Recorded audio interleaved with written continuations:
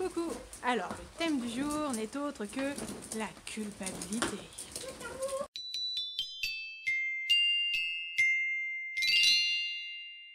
Cette vidéo, je te la fais dans un contexte particulier et vraiment d'actualité pour moi, puisqu'avant-hier, mon petit gars s'est complètement amoché le haut de la pommette en trottinette, urgence, strip et compagnie, enfin bref.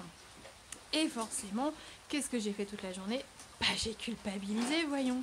Je vais t'échanger 2-3 petites notions sur la culpabilité et surtout quelque chose qui va peut-être t'aider à en sortir, à la dépasser et à retrouver un état, comme d'habitude, un peu plus serein, puisque mon objectif n'est d'autre que te donner des clés pour améliorer ton mieux-être. Donc j'ai culpabilisé toute la journée. Alors aujourd'hui, je ne vais pas laisser mes enfants jouer tout seuls. En plus, il pleut. Donc là, je vais rester très près de mes enfants. Alors, qu'est-ce qu'il y a à savoir sur la culpabilité? C'est encore une fois quelque chose de très présent dans nos sociétés judéo-chrétiennes, parce que tous les textes de toutes les religions te font culpabiliser. À chaque fois, c'est bien tourné pour que justement tu culpabilises, parce que la culpabilité, qu'est-ce qu'elle fait? Comme la peur, elle fait que tu restes bien sagement à ta place, que tu fermes ta tronche et surtout, voilà, tu bouges pas. Qu'est-ce que je voulais te dire? Ça va être compliqué encore de faire une vidéo aujourd'hui. On culpabilise à chaque fois parce qu'il y a une notion de perfection.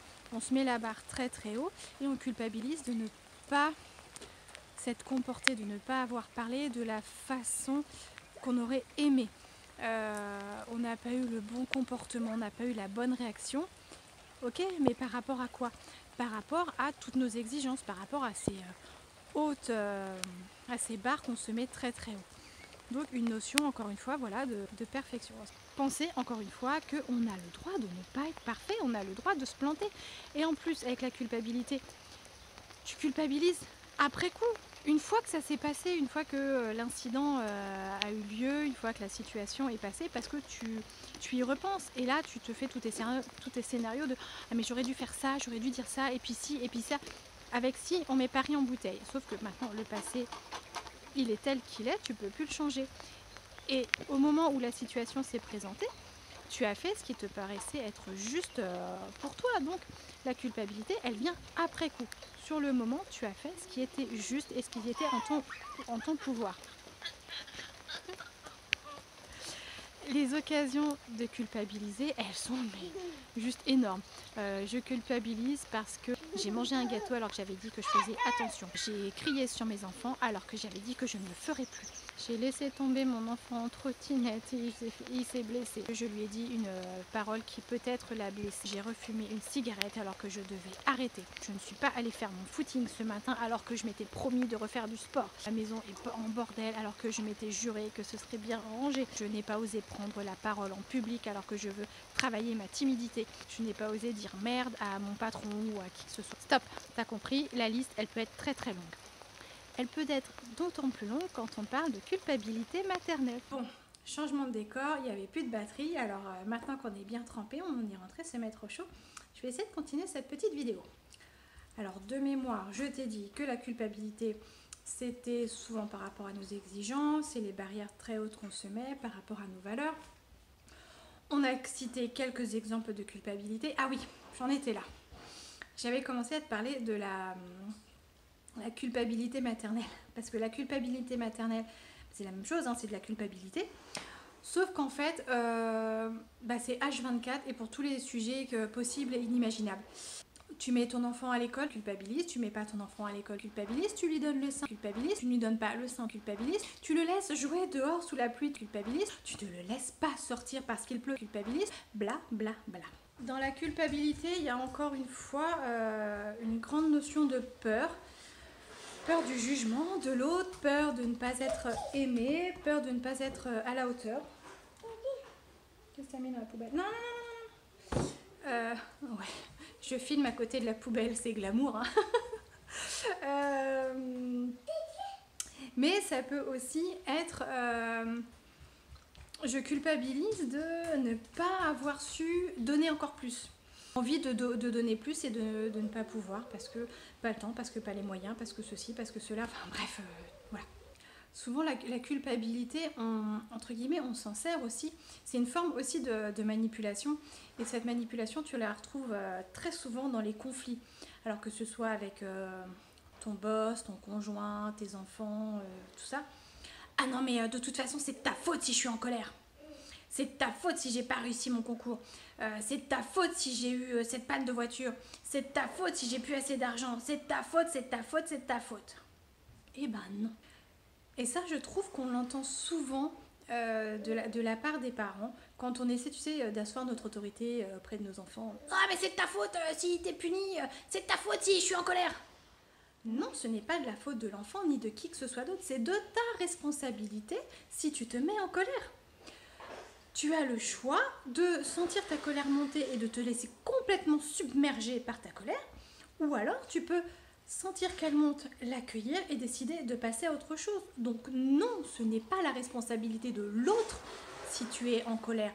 Non, ce n'est pas la responsabilité de l'autre si tu as raté ton examen. Non, ce n'est pas la responsabilité de l'autre si tu as eu cette panne de voiture, etc., etc., etc. Il y a un moment où il faut aussi accepter de reprendre sa responsabilité. Parce que, en culpabilisant l'autre, eh ben voilà, tu te décharges. Ah non, c'est pas ma faute. Et ça, c'est très mauvais. Donc, reprends aussi ton rôle. Hein, c'est ta merde à toi si tu décides de te mettre en colère. Voilà.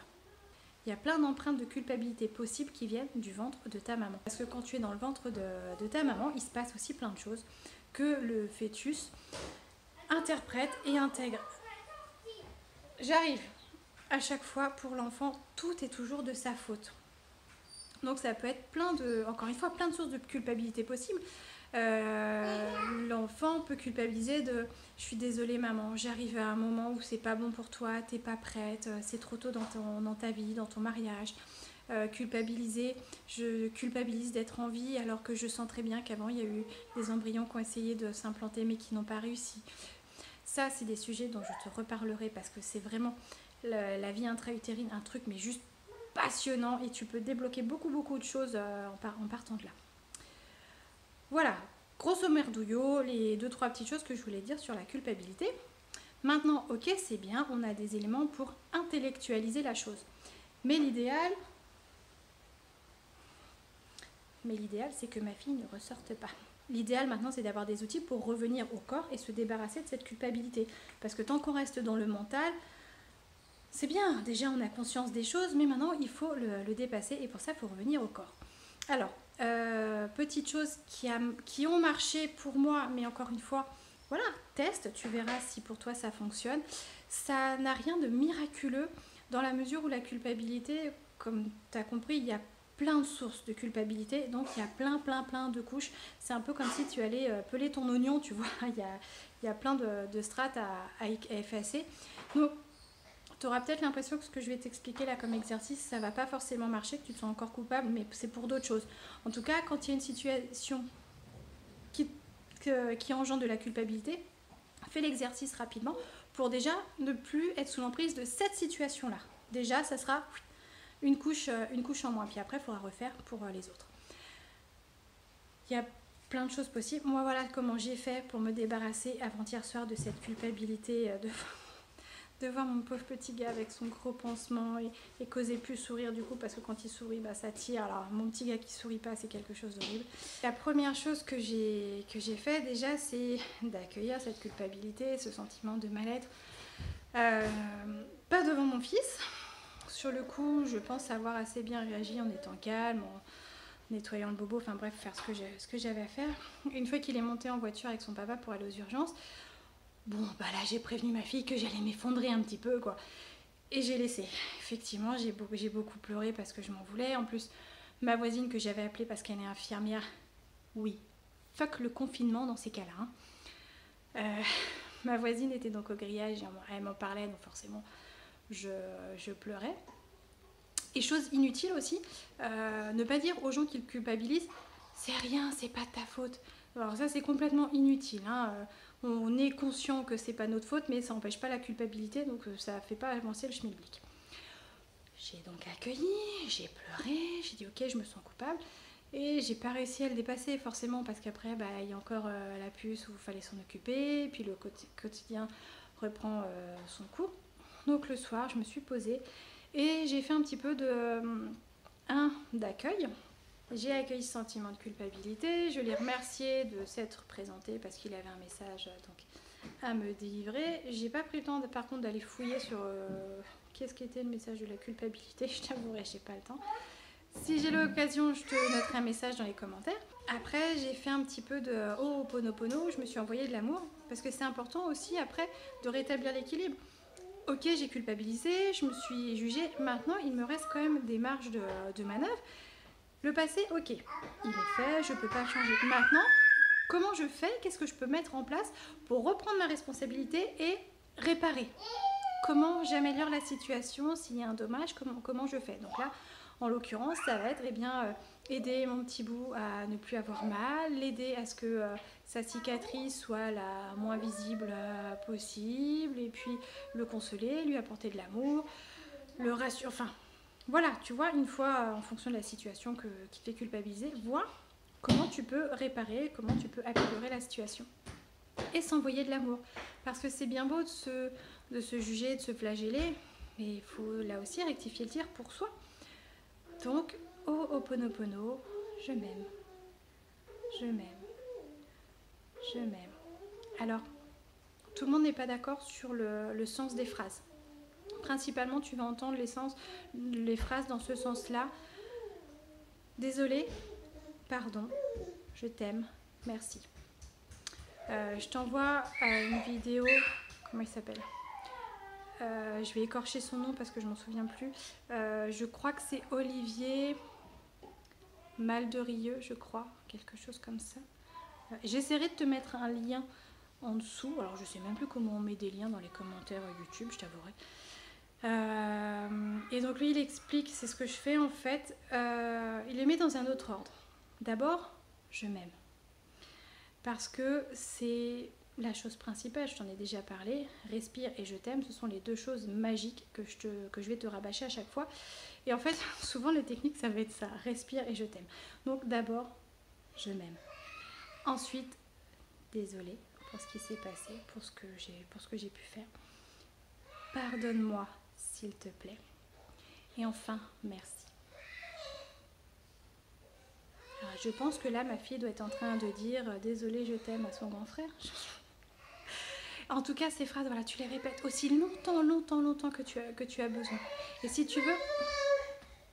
Maman, je t'aime. Ouais, moi aussi, je t'aime. Oui. Maman, oui, je t'aime, ma chérie. Tu peux même te contenter de « Je t'aime ». Enfin, je m'aime. Je m'aime. Je m'aime. Je m'aime.